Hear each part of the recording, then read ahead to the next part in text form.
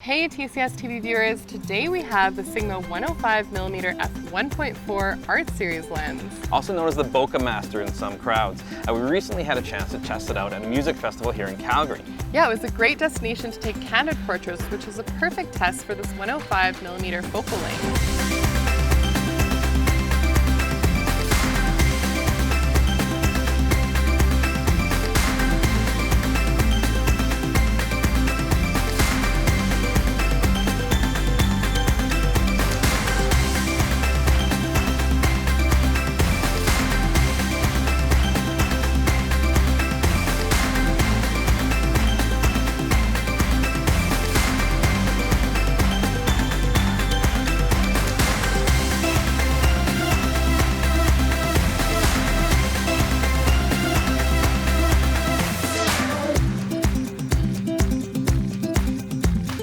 Alright TCSTV viewers, it's Evelyn and Dave from the camera store, and we're in Princess Island Park on an empty stage because a few days ago this was filled with people for the Calgary Folk Fest, and we both brought along a Sigma 105mm f1.4 art lens, and we both really enjoyed shooting this lens. And the reason why we selected it is because we thought it would be a really good lens to take further distant, candid portraits of people enjoying the festivities as well as some of the musicians. So the place was very, very busy. There's several thousand people here just a few days ago. So having a lens that can really isolate subject matter was really kind of cool to play around with. So shooting people on stage and just candids in the audience was great.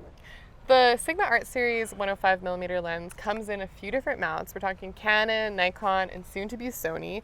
So when we were selecting cameras to shoot the lens with, you went with the Canon 5DSR, which is a 50 megapixel beast of a camera. And you went with a very venerable Nikon D850.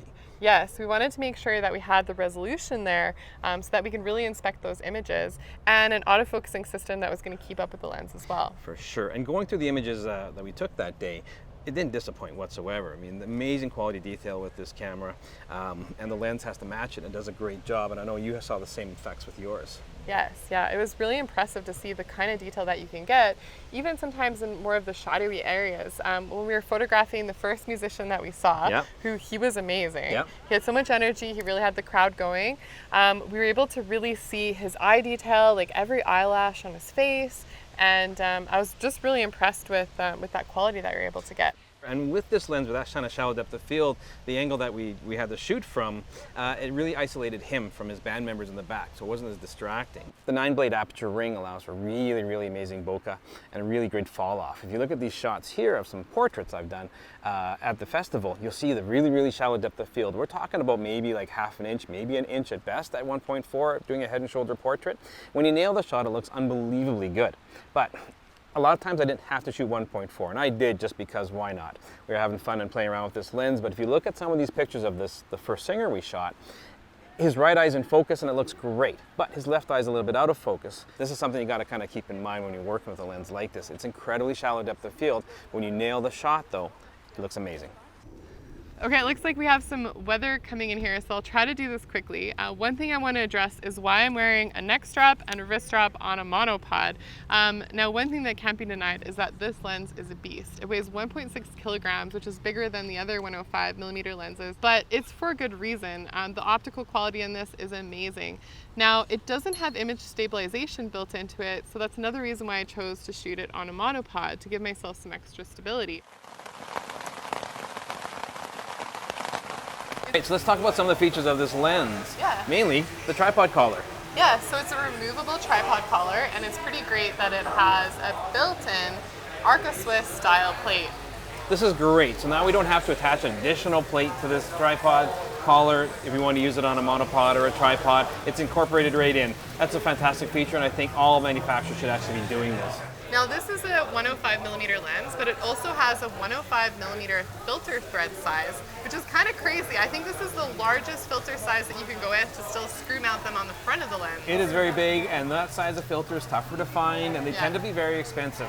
Sigma, of course, does make one. They have their ceramic series, which is brilliant, incredibly tough and strong, but keep in mind that if you want to put a filter on here, it's going to cost you. Yeah. Now the shape and the weight of the lens is very unique.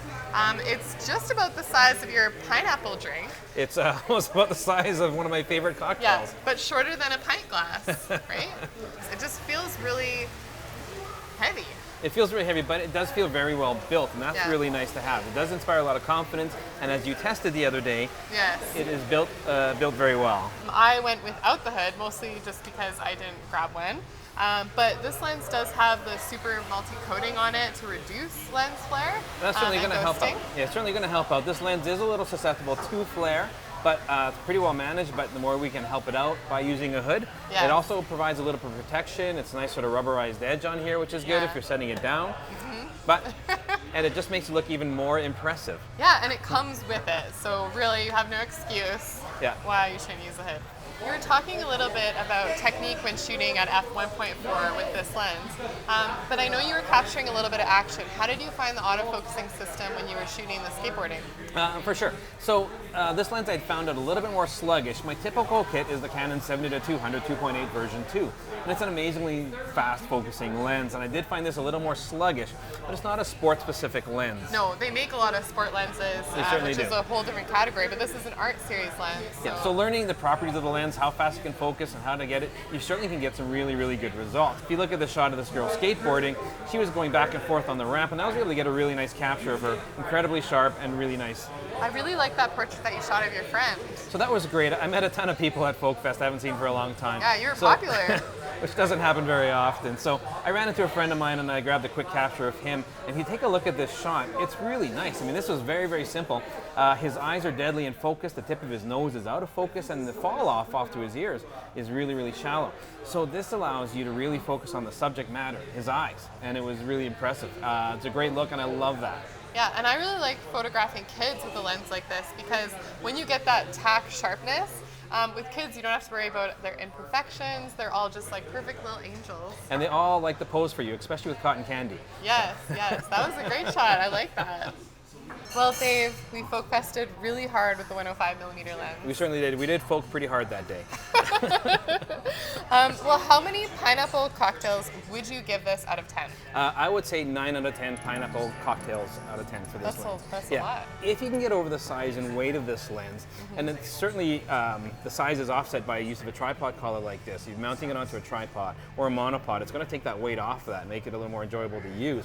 But the image quality out of this is fantastic, and the ability to get that shallow depth of field is brilliant, and the bokeh is amazing. Yeah, I would say that it would live up to the Bokeh Master name. I certainly would as well. Yeah.